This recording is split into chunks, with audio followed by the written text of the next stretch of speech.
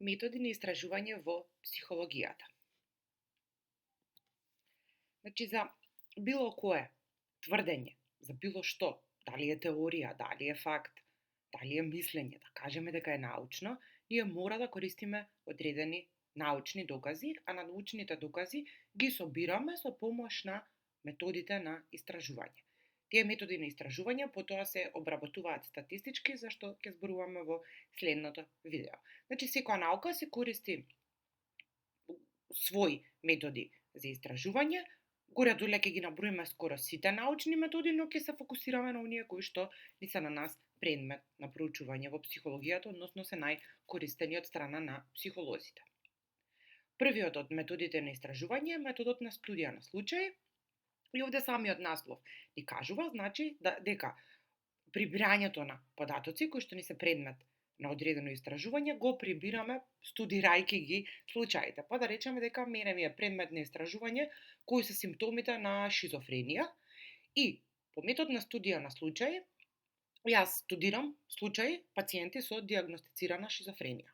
И кога ќе ги студирам, кога ќе ги следам кога ќе ги студирам симптомите, можам научно да кажам дека еве, овие се симптомите на шизофренијата.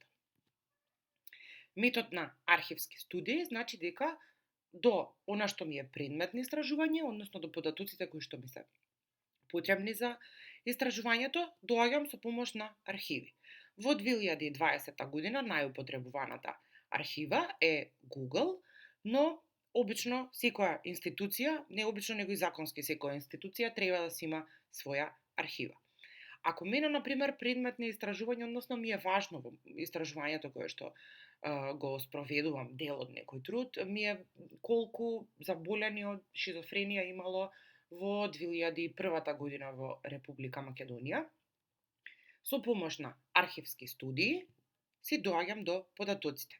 Гуглам, ако нема на Google податок, одам во одредени психијатриски институции и доаѓам преку нивните архиви, доаѓам до податокот кој што ми е потребен. Ние во Република Македонија имаме и свој државен архив кој што е горе на сликата од десна страна. Метод на интроспекција или метод на себе наблюдување е еден метод кој што го користиме скоро 24/7, без разлика дали на свесно или на несвесно ниво, а најмногу го користиме пред да заспиеме навечер најчесто. Со методот на интроспекција ние си собираме, нели, во наводници докази за нашите доживувања, за нашите чувства, за си анализираме соништа, си имаме имагинација, си го чувствуваме телото, чувствуваме дали сме вознемирени, анксиозни и така натака. Метод на интервју често е употребуван во психологијата и добиените податоци што ни ги нуди овој метод не може да ги собереме со ниту еден друг метод. Причината за тоа е што при метод на интервју најчесто користиме отворени прашања. Во истражувањата постои нешто што се вика отворени прашања и затворени прашања. Отворени прашања ни се оние каде што во прашањето немаме понуден одговор. Например, ако мене ми е предмет на истражување колку се задоволни учениците од наставникот по психологија. Отворено прашање би ми било колку си задоволен од наставникот по психологија. И ученикот сам дава свој одговор. Тоа е отворено прашање. Затворено прашање ми е доколку јас дадам понудени одговори, па треба или да заокружи или да означи на некоја скала, па прашањето би изгледало, например, колку си задоволен од наставникот по психологија? Под 1, воопшто, под 2, многу малку, под 3, не знам, под 4, многу, под 5, целосно. Или на скала од 1 до 5, колку си задоволен од твојот наставник по психологија. Значи тоа е затворено, каде што одговорите се понудени. Сега, методот на интервју најчесто е со отворени прашања и затоа скоро ниту еден друг метод не може да го замени. Затоа што испитаникот сам ни дава одговори кои што ние можеби не би ги ни предпоставиле дека би ни ги дал со цел, нели, да ги сместиме во одредени подгрупи. Методот на анкетирање, за разлика од методот на интервју, почесто користи затворени прашања. И разликата помеѓу метод на анкетирање и метод на интервју е што со анкетирање можеме да опфатиме многу повеќе испитаници во популацијата, а интервјуто тоа не ни го овозможува поради време, најчесто поради времето, ради тие отворени прашања. Методот на анкетирање ги опишува специфичностите на една популација или на група луѓе. Во следното видео за статистички техники на истражување ќе зборуваме што е популација и што е мостра. И анкетарот делува поставувајќи им на луѓето прашања кои што се однапред подготвени и поврзани со нивното однесување, со нивните ставови, со нивното мислење и така натака.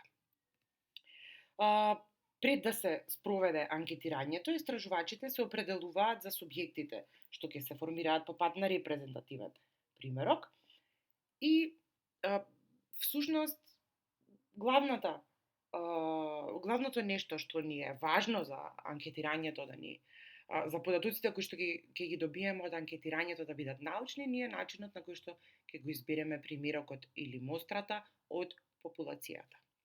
За истово ќе зборуваме во следното видео е исклучително важно, бидејќи ако на несоодветен начин го избереме примерокот за анкетирањето, податоците нема да ни бидат валидни.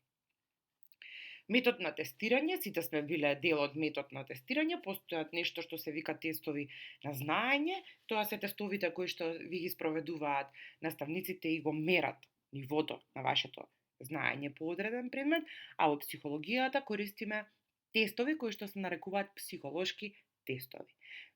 Психолошките тестови можат да бидат вербални, каде што имаме употреба на зборови, реченици и така натака, како што е на примерот од левата страна, и можат да бидат невербални, односно манипулативни техники, како што е, например, Рубиковата коцка, каде што манипулација треба да имаме некоја со раце нешто да составуваме, да манипулираме со нешто, и проективни техники, како што е, например, Рошаховата дамка, каде што ние би требало да проектираме некои наши одредени чувства, ставови, мислења и така натака.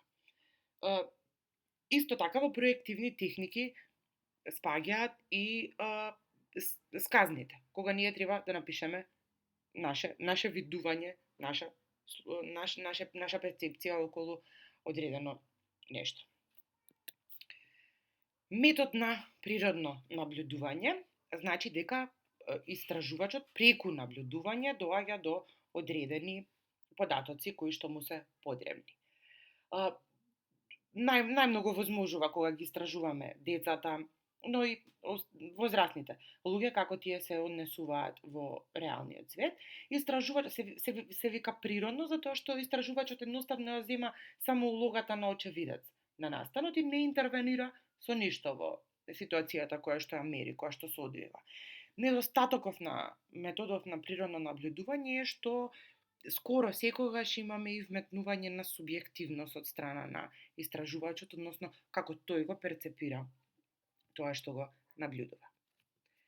Експериментален метод исто така многу користен во психологијата, тоа е кога мериме влијание на одредени варијабли, односно дали нешто влијае врз нешто друго. Например, идеално би било да користиме експериментален метод доколку предмет на истражување ни е истражувањето со хипотеза дека гледањето на Том и Џери цртани предизвикува агресивност кај децата од 2 до 3 години. Па правиме експеримент каде што варијаблата цртан Том и Џери гледаме како влијае врз варијаблата агресивност.